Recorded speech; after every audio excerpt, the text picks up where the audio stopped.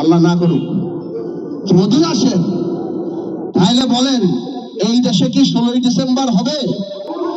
এই দেশে কি পহেলা বৈশাখ হবে? এই দেশে কি 21শে ফেব্রুয়ারি হবে? এই দেশে কি কোনোভাবেও দুর্গাপূজা হবে? আপনারা একটু ক্লিয়ার করেন না, আপনারা কি সৌদি জামাত, পাকিস্তান জামাত, সিরিয়ান জামাত, না দুবাইয়ের জামাত? আমরা জানতে চাই, আমাদের মা বোনেরা যে বিকাল বেলায় হাঁটে, আমাদের যে সামাজিক কিছু টলারেন্স আছে, সহ্য ক্ষমতা, পাশের বাড়িতে গান বাজতেছে, একটা হলুদের অনুষ্ঠান, একটা এই একটা সেই, সেসব সামাজিক জিনিসপত্র কি আমরা করতে পারবো?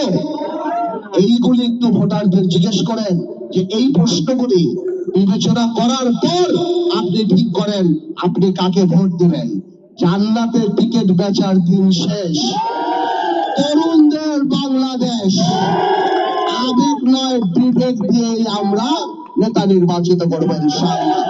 সবাই ভালো থাকেন, আল্লাহ হাফেজ।